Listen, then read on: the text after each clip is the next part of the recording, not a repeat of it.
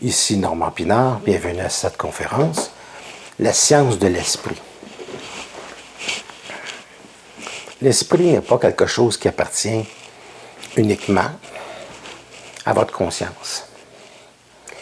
L'esprit est quelque chose de global. On pourrait dire que l'esprit, c'est comme une énergie électrique qui représente l'infini dans lequel nous vivons. Le phénomène de l'esprit chez l'être humain, c'est sa capacité de le syntoniser, c'est-à-dire d'aller chercher cette énergie pour créer quelque chose dans la densification matérielle ou la représentation matérielle des symboles dans lesquels nous vivons, c'est-à-dire les représentations. Donc, ce n'est pas une énergie qui est densifiée. Au fur et à mesure où un individu passe à sa conscience, il va comprendre que sa créativité, c'est quelque chose de très subtil. La créativité dans l'esprit, ce n'est pas quelque chose de matériel. La créativité dans l'esprit, c'est quelque chose qui, dans le futur, peut prendre une représentation qui accommode la communication des représentations, ce qu'on appelle, nous autres, la matière. La matière, c'est un entendement collectif pour dire que l'esprit limité dans sa conscience va utiliser une symbologie matérielle pour pouvoir se comprendre. Mais au fur et à mesure où l'être humain évolue, au fur et à mesure où il devient intelligent, la matière se dématérialise. C'est-à-dire que le symbole n'est plus valable. La représentation est quelque chose qui est modifié par son intelligence. Modifié dans le temps de son intelligence.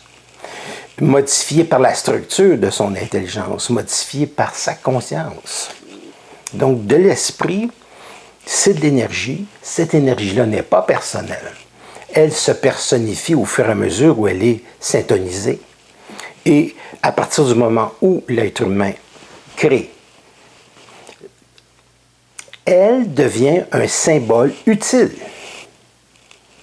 pour le moment présent d'une conscience chez les individus qui vont côtoyer un individu, par exemple, qui va créer un objet, qui va créer une forme de pensée, qui va créer une structure qui va permettre à l'être humain, d'ailleurs, ça c'est la nouvelle pensée.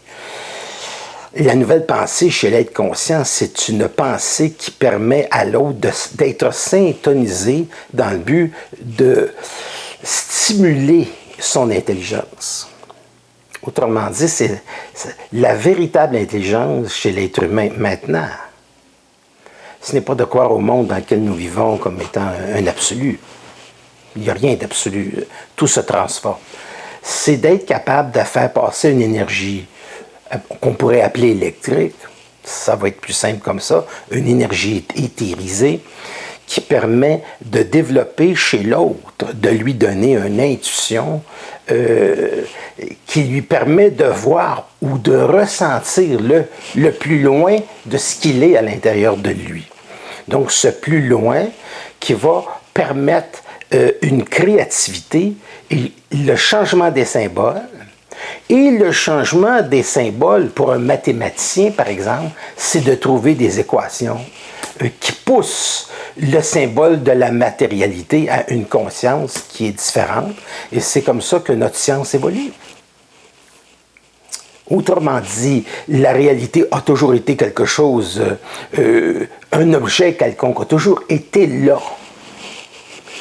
Mais quand on dit Eureka, c'est qu'on le fait apparaître dans notre monde. On le fait apparaître à la portée de notre intelligence, à la portée de la créativité, de faire quelque chose avec, qui va être utile pour tout le monde, ou qui va être utile pour soi. Donc, l'être humain, qu'est-ce que c'est que de la conscience? Bien, de la conscience, c'est syntoniser de l'énergie à un niveau qui est plus total, à un niveau qui est plus complet, à un niveau qui est intelligent, à un niveau qui est plus vaste. Et quelqu'un qui vit à un niveau qui est plus vaste, c'est quelqu'un qui va être capable d'amener une créativité à une certaine époque pour placer le futur, pour placer son futur à lui. Parce que maintenant, c'est déjà demain. Nous venons au monde pour répondre à l'appel de notre infini. Et notre infini, c'est déjà notre futur. Donc maintenant, c'est le futur. D'accord? Il n'y a pas véritablement un moment présent de figé. Ce sont des choses, nous étalons avec la conscience, avec l'idée d'un présent. Mais en fait, ce qui se révèle à nous, c'est le changement de notre futur qui nous appelle. Donc, nous sommes appelés par notre futur.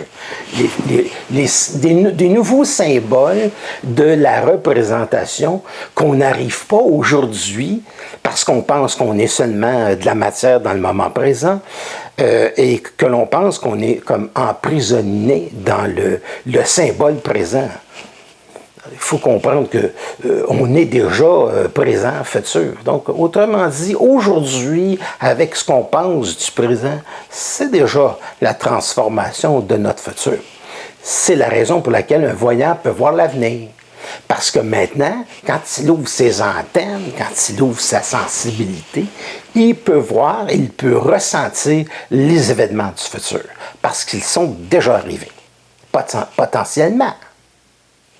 Ici, je dirais qu'un voyant plus, ça serait d'être capable, chez un être humain, de lui donner une intuition assez puissante pour qu'il puisse même arriver à changer, maintenant, son futur, pour avoir quelque chose qui est plus agréable, pour avoir quelque chose qui est plus intéressant, pour être libre.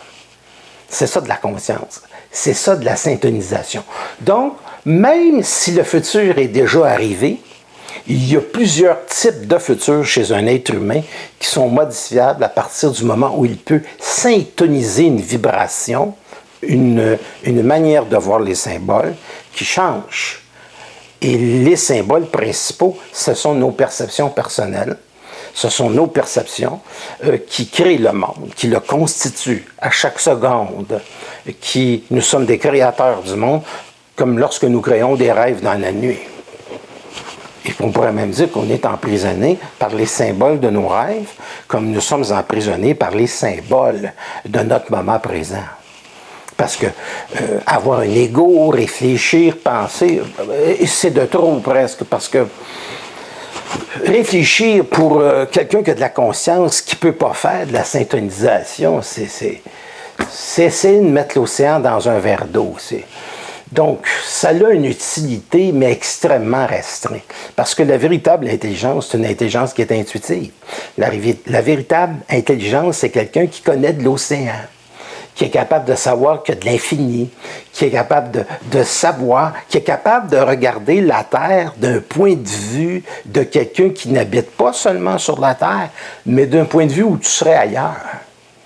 D'un point de vue où tu es en orbite autour de la Terre. Tu peux voir un sujet, tu peux voir un symbole, dans la mesure où tu peux prendre une distance par rapport au symbole. Tu peux te connaître dans la mesure où tu peux prendre une distance par rapport à tes pensées. Tant et aussi longtemps que tu es dans tes pensées, tu es prisonnier de la pensée, tu es prisonnier de ton propre symbole. À partir du moment où tu prends de la distance à partir de ton symbole, tu es capable de voir l'ensemble de tes pensées, puis tu es capable de te voir aller dans ta créativité. Tu es capable de voir aussi que tu es emprisonné par ta pensée, que tu es emprisonné par une manière de voir les choses. La majorité des gens sont emprisonnés complètement, vivent dans des cubes. C'est pas plus grand que ça, là. C'est ça. Parce qu'on leur a enseigné ça. Ou ils ont pris ça à la télé, puis les gens croient ça. Fait que les gens vivent dans des cubes. Puis, pour être dans une collectivité inconsciente, les gens aiment beaucoup les cubes parce qu'on ne rencontre que des cubes. Donc, quand tu commences à avoir des ronds, tu ne sais pas quoi faire avec. Fait que quand tu es capable de commencer à avoir un rond qui prend une expansion, ça devient une créativité très intéressante et parce que c'est quelque chose qui se branche au niveau de l'intuition. À partir du moment où un individu est branché à cette énergie cosmique, qui est connecté à cette énergie cosmique, il devient automatiquement un créateur intuitif. Puis à partir du moment où tu deviens un créateur intuitif, tu deviens totalement infini dans ta créativité. Parce que tu es capable de ne pas être prisonnier des symboles tout en fréquentant des symboles. Je vais vous donner un exemple. Tu rencontres quelqu'un qui a une manière de penser. Pour moi, ça ne sert à rien d'essayer de changer sa manière de penser. C'est une perte de temps. C'est une perte de temps. Parce que le meilleur moyen de changer une pensée, c'est quelqu'un, de modifier un concept chez quelqu'un, c'est de rester dans ton esprit. Pas dans tes idées. C'est d'émaner une énergie qui vient le remettre en question, tout doucement. Puis si l'autre est capable d'absorber cette énergie-là, tout doucement, avec le temps, il va changer. Le changement se fait pas dans... Ça se fait pas dans l'ego. Le changement se fait pas dans l'ego. Le changement, il prend du temps. Donc, c'est pas dans votre ego, c'est pas dans mon ego, c'est dans le temps de l'autre, de son changement à lui, pour qu'il puisse, dans la vibration que vous allez émaner, parce que les gens sont toujours télépathiques. Le monde dans lequel vous vivez est continuellement télépathique. Donc, on vous reçoit. Puis quand tu es rendu à un niveau, d'ailleurs, vous l'avez expérimenté, ça, il y a beaucoup de gens qui m'écoutent, qui me disent « ça me parle ». C'est sûr, ça vous parle, parce que ce que je vous dis, vous l'avez expérimenté dans une forme ou dans une autre. Quand tu parles de l'infini, l'être qui m'écoute est obligé de se reconnaître. Parce que même si tu vis dans un cube pour faire plaisir au monde, tu es quand même dans ton infini, pour te faire plaisir à toi-même. C'est pour pas devenir fou. Tu gardes ton identification, ta connexion à l'infini. C'est pas parce que tu joues au cube que tu n'es pas quelque chose de vaste. Jouer au cube, ça, c'est accommoder le monde dans sa petitesse, mais il y en demeure pour moi qu'il est télépathe et qu'il y a tous les récepteurs nécessaires à ressentir ton infini. Et à partir du moment où quelqu'un ressent ton infini, il change, il se modifie. Tu n'as pas besoin de lui amener un point de vue. Un point de vue, ça, c'est... Les gens sont toujours sur la défensive avec des points de vue. Tu amènes un point de vue, puis tu touches à leurs petites affaires, puis ils se ferment comme des huîtres. Moi, ma manière de procéder n'est pas comme ça. Ma manière de procéder, j'ai remarqué quand je joue au billard, on peut rentrer des balles par le côté. C'est pas nécessaire de viser le trou. Souvent, j'ai rentré des balles par le côté plus que l'autre chose. Parce que je me suis amusé avec ça longtemps. Donc, il y a simplement des équations d'intelligence qui nous permettent par cette vibration, par cette intelligence, d'aller chercher chez quelqu'un le summum de son intelligence, qui est au-delà de l'ego, qui ne fait pas partie du tout de ses émotions. Et il va probablement réfléchir un peu à la question, pas trop longtemps, mais à un moment donné, si vous dites quelque chose d'intelligent, dans le temps, les gens sont obligés de le reconnaître. Il n'y a pas le choix. Parce qu'ils ont un être. Même si des fois, il ne semble pas être là, il est là. Autrement dit, on fait tous de la syntonisation, on a tous cette connexion de l'infini, capable de nous allumer. Évidemment, ça fait très longtemps que je n'écoute plus la télévision. C'est le cinéma qui m'intéresse, puis de moins en moins. Pourquoi? Parce qu'il n'y a pas assez d'intelligence. Voilà, simplement, il manque beaucoup de créativité. De temps en temps, il peut y avoir une exception. Ceci dit, le monde dans lequel je vis, pour moi, c'est comme une sorte de cinéma. Et les gens ressentent, me ressentent. Et à partir de ce moment-là, pour eux, je peux devenir sur le coup un énigme, mais je ne suis pas quelque chose qui fait peur. Je ne vais pas apeurer les gens, ils vont dire. Ils sont obligés de ressentir l'information, même si tu ne la prononces pas. Parce qu'à un moment donné, il faut comprendre que tout le monde est télépathique. Tout le monde. Continuellement, on est en relation télépathique avec le monde.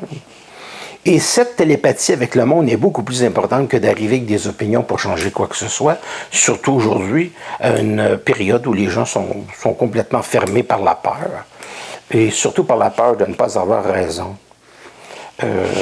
Les gens ont besoin de balises, de bouées de sauvetage, parce qu'ils se sentent en sécurité, mais ils sont en train de se noyer quand même. Quand tu es dans l'esprit, tu flottes. je n'essaie pas de sortir d'un labyrinthe. Je me place au-dessus. Puis quand tu te places au-dessus, tu es capable d'avoir les sorties. Donc, il n'y a pas de problème.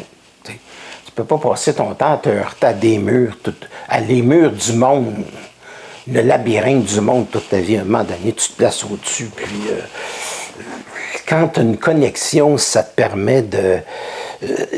quand tu as une connexion intuitive, c'est assez extraordinaire parce que c'est là que tu peux entendre ou tu peux avoir le feeling, la sensation de dire je vais aller dans cette direction-là, je vais aller dans cette direction-là, puis tu ne te trompes pas.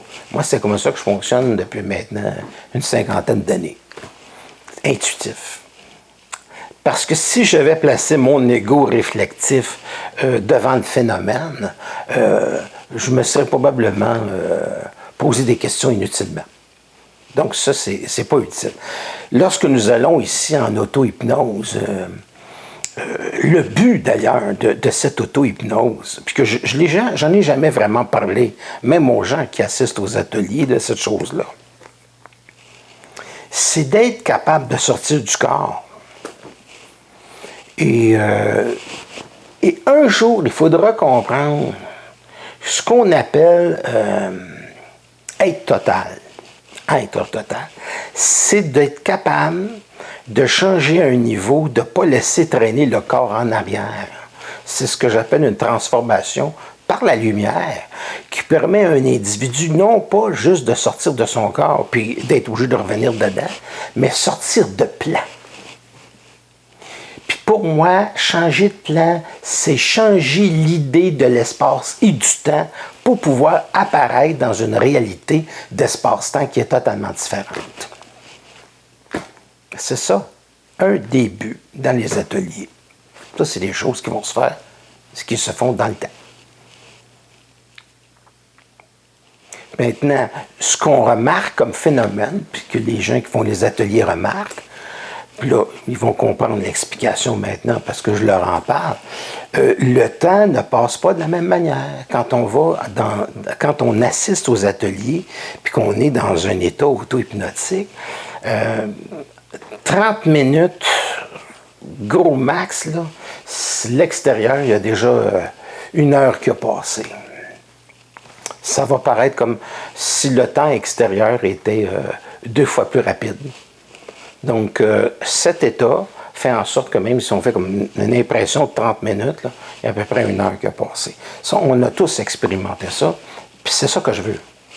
D'accord? Parce que je vais jouer avec la symbologie du temps, je vais jouer avec la symbologie du corps, je vais jouer avec la symbologie du lieu pour être capable de changer d'espace-temps sans laisser le corps en arrière. Parce que le corps en arrière, c'est encore être pogné dans la forme. Cette forme-là, c'est de la densification matérielle. C'est pénible. C'est pénible. Vivre aujourd'hui dans la densification matérielle, c'est vivre dans l'esprit des autres. Puis vivre dans l'esprit des autres, c'est extrêmement réductif parce que l'esprit des autres, c'est quelque chose qui est... c'est emmerdant. Parce que c'est pas intelligent, c'est rarement intelligent. Fait qu'aussitôt que quelqu'un augmente au niveau de sa conscience et qui augmente son intelligence, il le constate à quel degré que ça peut devenir pénible, puis éventuellement, au fur et à mesure où il évolue dans sa conscience, ça devient de moins en moins pénible parce que les autres n'ont plus un rôle important. Autrement dit, il surveille sa sérénité, il surveille sa paix, il surveille sa tranquillité d'esprit et l'autre ne peut plus avoir d'emprise parce que les autres arrivent avec des symboles limitatifs qui ne sont pas avec l'esprit de son intelligence, qui ne vont pas avec l'esprit de sa connexion. Autrement dit, ce n'est pas une syntonisation qui est une pensée qui est cosmique.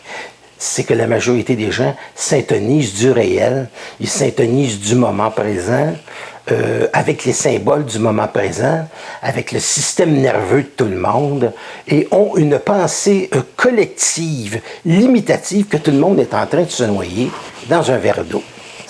Autrement dit, il y a beaucoup d'émotions dans l'expérience, il y a très peu d'intelligence. Puis d'ailleurs, plus les gens sont une masse, moins que c'est intelligent, parce qu'une masse, elle n'a aucune espèce d'individualité. Puis dans ce qui n'est pas individualisé, il n'y a pas d'intelligence. C'est la raison pour laquelle que quand on est dans une masse, ça fait plaisir à l'ego parce qu'on côtoie quelque chose qui n'a pas trop à penser, puis le monde peut avoir un beau sourire. Je ne sais pas si tu vas voir un feu d'artifice ou des choses comme ça. Mais par contre, tu n'as pas d'intelligence. Tu es émerveillé par les pétards. Bon, c'est ce genre de truc-là. Mais c'est pas là que tu vas commencer à essayer de comprendre qu'est-ce que c'est que la mécanique des ovnis.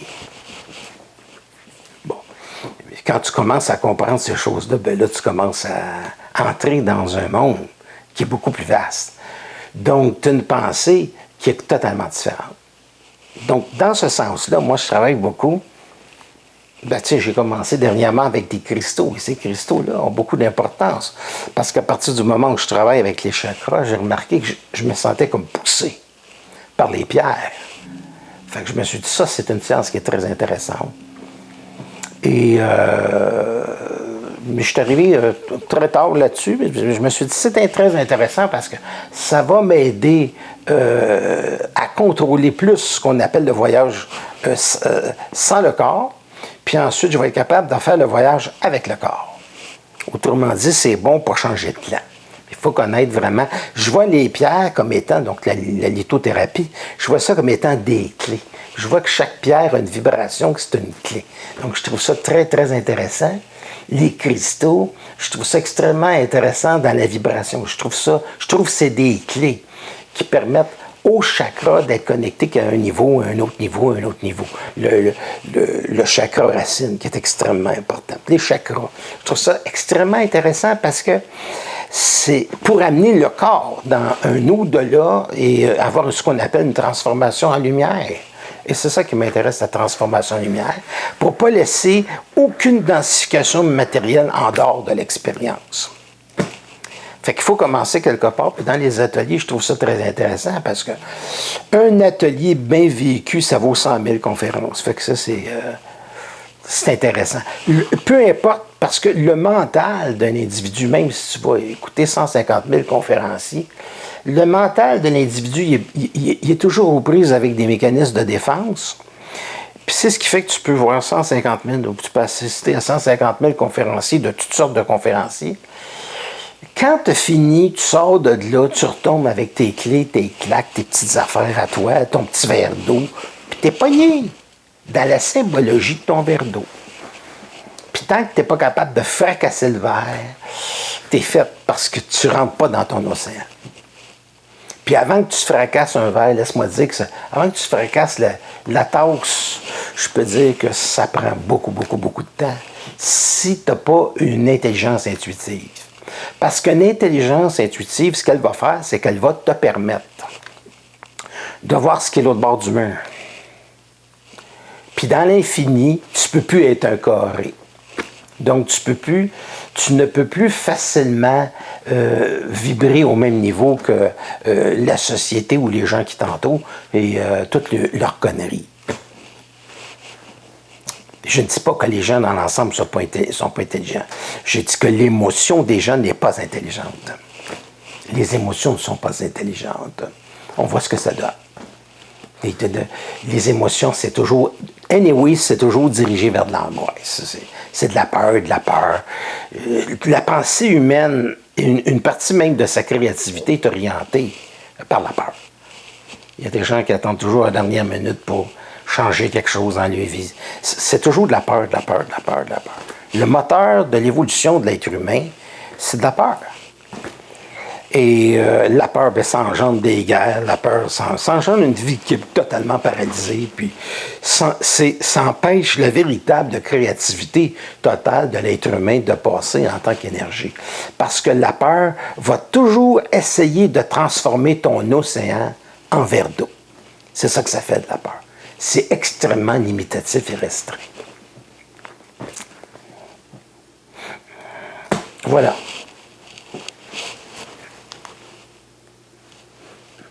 Restez là, ne partez pas.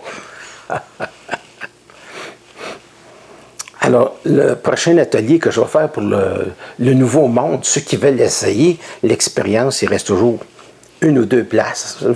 Téléphonez-moi au 514-254-5919. Téléphonez-moi si vous êtes dans le Québec. Il y a beaucoup de monde qui sont en France et qui aimeraient ça. Mais je ne vais pas en France. Donc, 514-254-5919, le 24 août. Ouais, du Nouveau Monde. La conférence pour les réguliers, donc, ça va être le 2 septembre. 2 septembre 2024. Donc, puis la conférence que je vais faire, les conférences, je les fais avec de la voyance. D'accord? Si vous êtes nouveau, là, on va la faire. Puis même si vous n'êtes pas nouveau, puis que vous me le demandez, ou que vous, de toute façon, j'écoute toujours mon intuition, même si vous n'êtes pas nouveau, je vais écouter mon feeling intérieur. Ça fait paf! Ça dit que ça y va par là. Donc, ça va être dimanche, le 8 septembre, à 19h30. Puis l'atelier du 24 août, c'est de 13h à presque 18h. Bon, quelque chose dans ce genre-là. OK, ça va être ça pour l'instant. Je vous remercie beaucoup. Et puis, je vous dis, c'est Normand Pinard qui vous dit à la prochaine.